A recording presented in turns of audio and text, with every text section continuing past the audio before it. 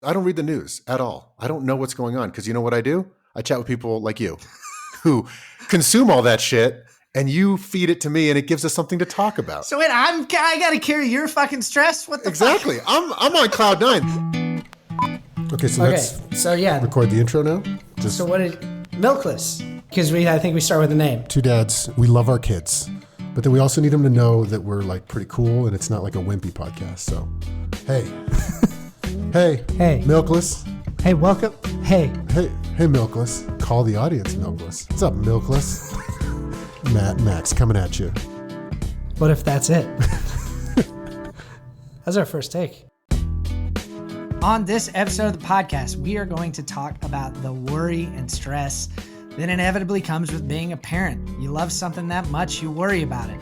So how do you keep that worry from slipping into anxiety that really gets in the way of your life? How do you take care of yourself in ways that mean you don't live in the worst case too often? Max is better at this than I am. We're both trying. Here we go. All right, Matt, today we're talking about worrying, when you worry as a parent, and sometimes it's good, keeps your kids safe. Sometimes it's bad. It gives you anxiety. This one's near and dear for me. It's the flip side of like, I'm very excited. I'm very passionate, but I've got some anxiety and I can already tell that I've given a little bit of it to my eldest daughter. So I'm glad we're talking about this. Okay. So if we're going to talk about whether we talk about safety or milestone in development or let's say financial or something like that, which one do you want to dive into first here? Well, yeah, I mean, let's do safety because that's kind of the obvious one. I mean, you worry about something happening to your kids. You just do. This is, there's all those things that it's like, I wish somebody told me. Yeah. This was one that I felt like really caught me off guard. It's like, nobody told me that I'm going to spend the rest of my life a little worried. Almost inevitably, because there's this thing that is outside of me that is vulnerable to the world. And if anything were to happen to either of them, I would never really be okay again. Yeah. I wish somebody told me that when they're babies, they suck at breathing. And sometimes they just stop for like a second and a half. Yeah.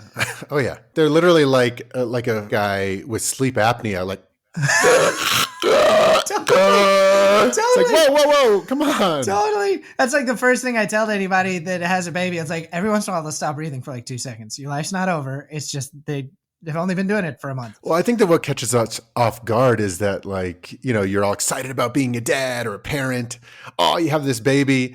And then I feel like you don't really think about it. And then it's like, wait a minute. I am responsible for this child forever. Yeah. Like I must protect this child. So that's where it can easily turn into like ongoing worry about their safety. Yeah. Do you ever like let yourself kind of imagine what the worst case scenario might be like? And then it's just like, holy fuck.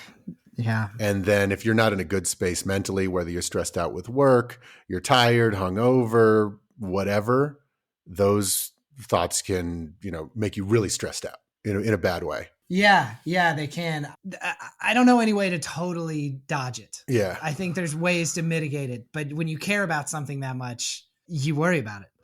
Yeah. I guess the thing with worry is it's a strange word because it can mean like that, like in the moment worry. Yeah. Like I'm worried because we have a swimming pool and I'm worried to make sure that the gate is closed and that the pool cover is on. And I worry about that. And I think that's good. Mm-hmm. But, just to quickly bring some data, like, for example, drowning risk is literally 1 out of 100,000. So it's super, super slim. Yeah. But that fear is there. Yeah. It's rarer than getting struck by lightning. Lightning is 6 times out of 100,000. Are you able to, when you have that data, are you able to have that impact your emotional experience? Like, are you able to be rational enough to be like, okay, settle down? Because I do feel like as a human, you're often having this internal argument between your rational self and your feelies. Yeah. I guess the thing is like, do you have pervasive ongoing worry or is it a good rational worry? Like I'm worried about this pool. Yeah. I'm worried about that plastic bag with a toddler walking around. Just being worried about things that could happen is good as opposed to laying in bed and being all stressed out about something like, oh, they're going to the water park tomorrow with their summer camp. Oh, I'm so worried about that. Yeah. Those are the types of things where, look, you got the kids with sunscreen. If they can't swim, they're wearing a swim vest. I mean, you got to like not worry about that. Let that go. You know what I mean? Yeah. So there's some functional worry, and then there's a point at which it kind of like exits anything that's actually like helpful in your life. Maybe it's like if there's a safety thing that you're thinking about a lot in your house and you're worrying about that a lot, just fix it. You baby proof your house. If your kid is like running around at 9 months old and is bonking his head on things, you basically need to put him in like a soft room. You put up some gates so they can't go up and down the stairs. Yeah. You baby proof the corners, and then you just kind of forget about it. And then it's like the thing we said about what like some of our European friends say is like, look, no spinals, no eye injuries. Yeah. If they're going to bonk their head on a padded floor, let them bonk their head. That happens. That's how they learn. We've been a lot better about that with our second, because our 11-month-old is now walking, and frequently I'll just walk into a room and she's just the only one in there. And I'm like, oh, we never did that with our first, but she's fine. Like, it's a soft room. Like, you don't have trachea-sized marbles on the ground. Yeah, right. That shit we're vigilant about. Yeah. You don't have plastic bags floating around for them to play with. Yeah. Do you remember that old Dan Aykroyd Saturday Night Live skit where he's making toys? Yeah, it's a bag of glass. It's a bag of glass. You know, hey, Johnny Switchblades. You know, you fucking play with it. it's a bag. They put it over the head. They're an astronaut. It's fucking great. Yeah. And then you kind of try to forget about it. The worry that I feel like I struggle with more frequently, one is kind of like the like providing thing, just as an entrepreneur, about like, what if the phone never rings again and we have to sell our house, and just what if I can't support my family? But I think it relates to, a lot of times I think about like what fatherhood means to me, like how I, define fatherhood and what is distinct about fatherhood versus just parenthood. The answer that everybody is going to be a little different. I do sometimes think that like my job is to create a buffer between the meaner parts of the outside world and my family. Yeah. There's that great line from True Detective where McConaughey is saying that they're bad men, the two cops. And then he just goes, the world needs bad men. We keep the other bad men from the door. In every male fantasy, we're kind of like, yeah, because we have like violence in us, and there's parts of me that like are aggressive and want to win, and that sort of thing. And it's like, yeah, the point of those is to protect my family from the meaner parts of the world. But I worry about the world, the things that are so far outside of my control. Like bad boyfriends or wives or girlfriends or something like that, or being abused in the future or stuff like that. Or even just like summers in Texas used to bother me because they were hot. Now they bother me because they remind me that everything is getting hotter. Every nature video I watch with my daughter, at the end of it, they're like, and this species is, its habitat is being destroyed. Yeah. Things that are so big, like, does our government work anymore? Not really. Yeah. And so the big global things of just like, what kind of world are we creating for our kids to live in? That stuff I have trouble shaking. I guess I have like real strong compartmentalization or something, because I can entertain that conversation. We can have some beers and chat about that and pontificate about how fucked up the world is and everything, and how we do need to make some serious changes. But at the same time, it's like, I also strongly believe that like you focus on what you talk about a lot, like the soft skills, the love and nurture, and making them know that they feel that they are worthy of love and stuff like that.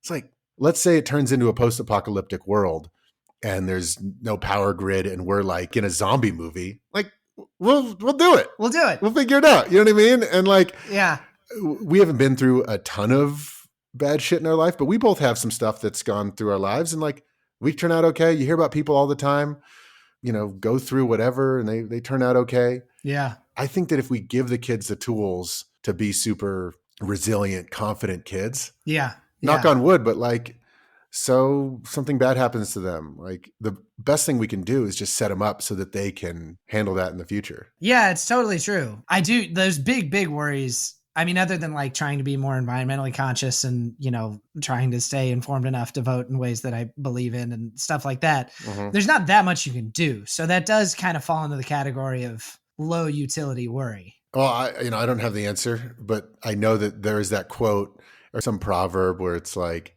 what are you worrying about? Is it something you can fix? Okay, then fix it.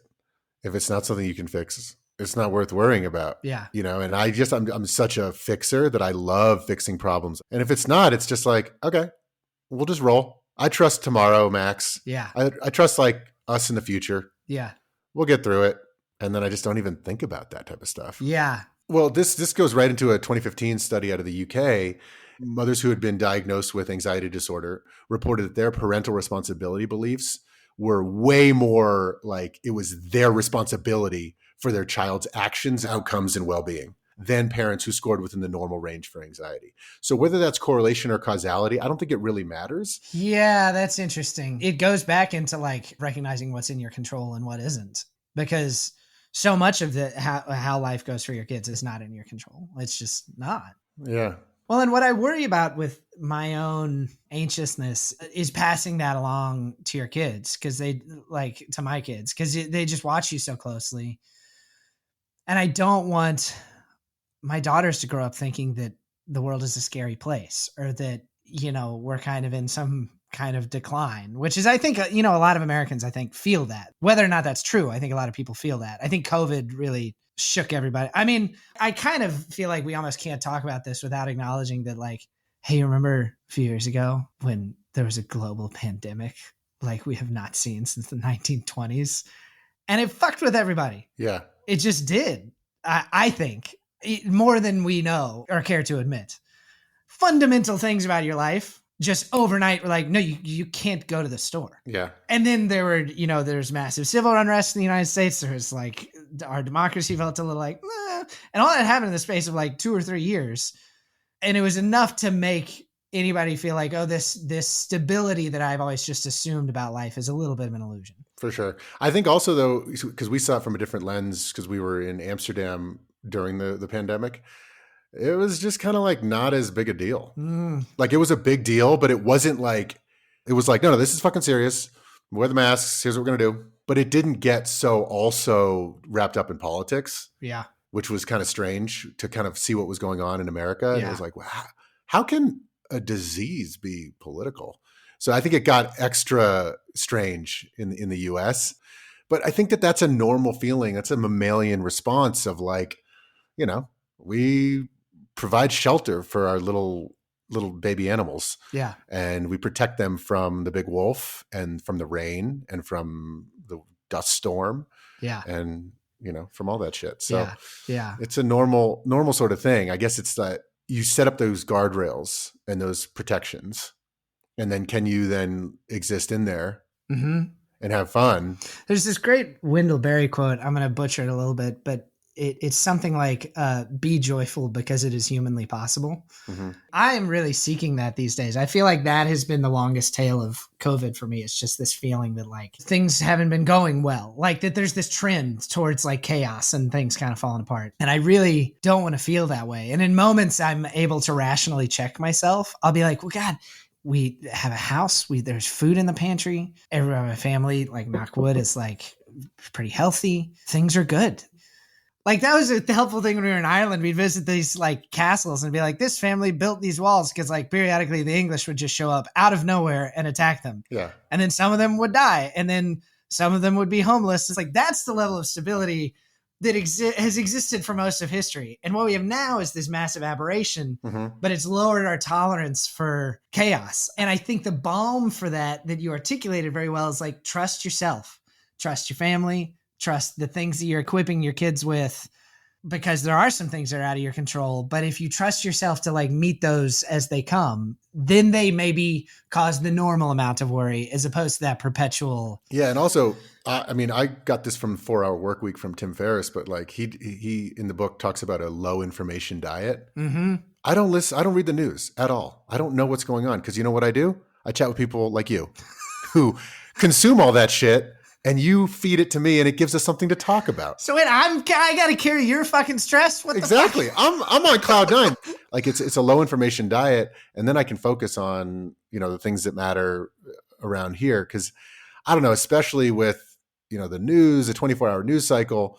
I mean, they make it seem super important all the time. So much of it is your phone. I mean, like if I can just leave my phone in the other room, I'm a calmer person. Period. Yeah. Because there's just the interruption based thing and this feeling that you always have a lot to do. Yeah. And then news stories, the goal of the headlines is to create engagement. Mm-hmm. Things that scare people or make people angry get shared a ton. Yeah. it helps me to remember that like their goal is not just to deliver me the facts. Their goal is to get me to be so mad or so scared that I send this to someone else. Yeah. So maybe it's not quite as bad as I think it is. And as so many people think it is, you know? I think sometimes the anxiety or the worry can be like a comforting little blanket. We kind of like it. It's like comfortable. This is who we are. It's what we do. There's that great line from The Sopranos that his therapist says to him. She says, we repeat patterns even when they're damaging to us. Right. Often on days when I am able to truly shake my worry and feel that like, oh, things are good. More often than not, that night I will have an anxiety dream. Mm-hmm. And it's like my body just being like, don't let your fucking guard down, man. Don't get complacent. And I think that is my attachment to my worry, is that somehow I think it keeps me frosty. It's not true, but my body has decided it's true somehow. It's like, I'm still producing these chemicals. Yeah. Make sure you don't fucking go to sleep on the job here. There's a lot to worry about out there. Yeah. Yeah. It's fucking annoying. My goddamn brain. Well, like using a sample size of one of myself, just because I do not worry usually, like on an ongoing basis about what you were talking about, the world or fuck you, like at all. But when I do, and I get like, I start worrying about my own mortality or the kids or my wife or something like that. It's when I'm like, did not sleep a wink last night. Yeah. Or am like, sick, like having a fever. Yeah. If you're all strung out, that's where you go. It's like your body doesn't know what's going on, and you basically lose control of your mind. So often I think it's like, it's the world. It's like, no, it's just like, I haven't been outside enough. I stayed up till 3 a.m, binge watching TV, and I drank beers and did a little marijuana. And I'm like thinking that it's the world.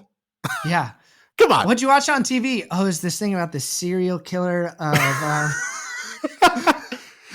Yeah, God, I ate like fried Oreos and stayed up till 4 a.m. watching rape documentaries. Yeah. And woke up really, I don't know what's wrong. I feel strange this morning. I think it's the world. It must just be how the world is. Yeah. God damn it. Why are we such children? We're just, oh my gosh. It's so frustrating being a human. We all think we're primarily rational creatures. Yeah. But that's not the most powerful part of our brain. So I think that frequently I will think of something and feel anxiety about it. I think that the anxiety is the result of this thing I thought of, but it's actually that I thought of this thing because I was feeling anxious and didn't even know it yet. Right. You know what I mean? Like the feeling is the inciting, is the catalyst rather than the object of the anxiety. I'm feeling anxious. Oh, here's the thing to feel anxious about. Sometimes you think of an intrusive thought, bad, scary thing. Then you get all scared about it. And then it's like, oh, this is truth. Yeah. And it's being able to kind of almost disassociate a little bit and separate yourself from that you are the person who's observing those intrusive thoughts or those worries. Yeah. And I think sometimes we can get caught up in it if, we're stressed or tired. Yeah. And you're just like, I'm worried about this. I'm worried about this. You start to spiral. And you see it as the truth of the matter. Like this is what it is. Yeah. You're experiencing it. It must be true. But then if you have that other you on the other shoulder, that's like, you're just freaking out, bro. You're freaking out. You're tired. Yeah. Fucking deal with it tomorrow, man. Like, don't think about this right now. Who cares? When you are well rested tomorrow, you're not going to be worrying about this shit. Yeah. And just giving yourself grace and just saying, okay, I'm just a meat popsicle computer. It's not working today. I will pick this back up tomorrow with full speed and vigor. And then it's like, oh, there you are, rational Maxie baby. Hey, Maxie baby. Thanks for taking care of me. Yesterday, Max was fucking scared. That guy was a nightmare. He could not deal with the world. Yeah. So it's like just recognizing like, look, sometimes we just can't handle these big kid emotions. So like, don't spiral, bro. Like, don't spiral, bro. I love the way you articulated it, like almost looking at your dissociating a little bit. Yeah. Because it is not trying to dismiss the worry or rationalize away the worry, because that's kind of futile. It's there and it's chemical. It's feeling the worry and seeing it for what it is, which is your worry and not the truth. It's learning to take your reactions to things with a grain of salt. We're basically just big meat computers. Yeah. And sometimes if you can step out and realize like, oh, I'm actually just stressed out about this client that is beating me up and suing us. And for some reason, that's coinciding with me being afraid of my kids dying tomorrow. Yeah, right. Oh, that's what it is. Yes. I was having a conversation with a buddy who you know, who's one of my most successful friends. He's started a tech company that's gone very well. And I have the big entrepreneurial, like financial inconsistency worry. I just do. And there's real stress involved in entrepreneurship. But so I was talking to my friend and I just asked him, I was like, do you vacillate between like hubris, like unrealistic self-confidence and total self-doubt? And he was like, all the fucking time. And I was like, can you trace what it is? Cause I'm like, some days I'll be like, I'm crushing the world. And then the next day I'll be like, I'm going to lose my house and my family's going to be hungry. Yeah. I was like, sometimes I think it's like how bedtime went the night before with my daughter. And he doesn't have any kids. And he goes, yeah, a lot of times I think it's whether or not the Celtics won. It's like, yes, it makes no fucking sense. Yeah, well, no, this is super interesting. And I feel the exact same way about this podcast. If I stay up all night with a sick kid and I have to make a social media post for Milkless, I look at it, I'm like, who the fuck are we? Yeah. What is this? This is embarrassing. What is wrong with us? Why do we think we can do a podcast? And then it's all that self-doubt and all that shit. It's entirely related to my sleeping, how tired I am. Yeah. And then I wake up the next day fully rested. I'm like, this is amazing. I mean, it's imposter syndrome. And I think imposter syndrome is incredibly widespread and extends to parenting. Mm-hmm. Like, they're going to let me take care of these? Yeah. I'm just a fucking bonehead. Yeah. Some of my financial concerns can be solid because they motivate me to continue to hustle. But some of them are just the thing I choose to fixate on that's really more about some kind of imposter syndrome about being a parent and a provider and an adult in general. Yeah. I was watching this interview with Larry David by fantastic interview and famous predator Charlie Rose. Charlie Rose asked Larry David what it was like when he made a lot of money. And he's like, well, I stopped worrying about that. But the worry part of my brain was still fully operational. So everything else just flooded in to fill that gap. So I do think there's this idea that like, if I could just fix this, I'd stop worrying. It's like, well, you probably wouldn't. It's really more about the work on yourself, on learning to trust yourself. It's that kind of stuff. Getting outside, exercising, sleeping, or fuck it, going to therapy. Yeah. I'm a big believer. My family of origin was largely saved by a commitment to therapy. My wife's a therapist. I believe in it. I have on and off at times in my life gone and mostly talked about anxiety. Like it comes back to like, if you can't do it for yourself, do it for your kids because they need you to be okay. I've done 4 sessions like 3 or 4 years ago when I needed some unpacking. Blew my cock off. It was amazing.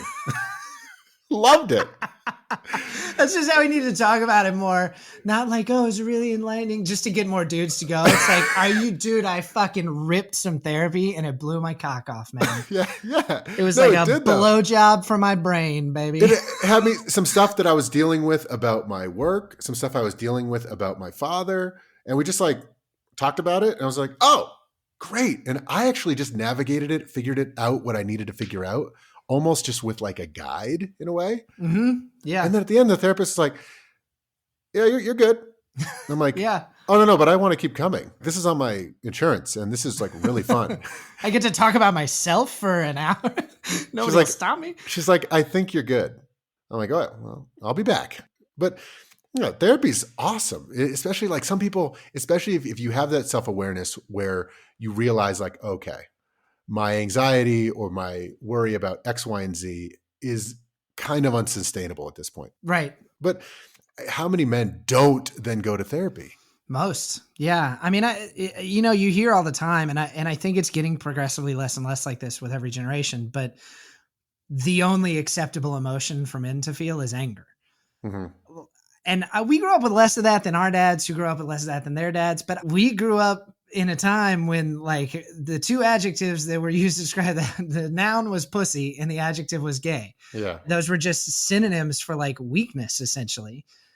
But dude, there is this way in which like, if you can be open enough to deal in those things what you end up with is a much greater strength. And I think those people that just stiff arm that shit and stiff upper lip it, there's a rigidness that is ultimately brittle. Well, also it's like, I strongly believe like the most manly thing you can do, the most like macho thing you can do is be vulnerable and not be such a fucking wimp about being manly. Yeah. I'll never do that. That's not manly. It's like, well, yeah. That's really? Yeah. Like who cares? Yeah, right. Yeah. I do want to finish. Yeah. I'm going to like just obliterate any claims we ever had towards being manly men by reading some poetry. There's this book of poetry that I may have referenced before by this guy, Clint Smith. It's called Above Ground, and it's fucking great. And I think this spoke to the part of worrying as a parent that is inevitable and just has to do with like the way parenthood, one, makes you love something so much, and two, gives you this weird window into like the fragility and impermanence of life. Mm-hmm. All right. You ready? Yeah, hit me. I think it's called something like The First Time You Took Her to the Beach. When we took you to the beach for the first time, we wrapped you in a white blanket and walked out to a large umbrella that sat on the edge of the ocean. The tide was high, so the water reached the front legs of our chairs before sliding back into its own slow, unabating arms. I sat you between my legs on the blue chair and drizzled sand in between your toes and told you that this sand was here before you and me and Grandma and her grandma. You looked down at your feet and looked at me and looked up at the umbrella that kept the sun from burning your new skin with its dispassionate rays. It is such a simple joy to watch you watch the world, to see you see each thing for the first time, to watch you feel sand on your feet, but to not yet know its name. I held you as you fell asleep and watched a boy run out into the ocean and dive under a cresting wave. I held my breath until I saw his head rise up on the other side. Oh man, that is beautiful. And but what's beautiful about that poem, and just I guess the worry in general, is that you'd only worry and care if you love something as much as you love it. And it's the cost of loving something that much. Yeah. That's what I love about that poem is the first 95% of it is articulating some of the most wonderful parts of being a parent. Yeah. And then right at the end, it's like, here's the bill. You know? Yeah. Anyways, I really like that. I thought that was... Wait a minute. You just read a poem on our podcast. So gay. It's great. I love it. I love it too. I love that. Yeah. He's amazing. Clint Smith is amazing.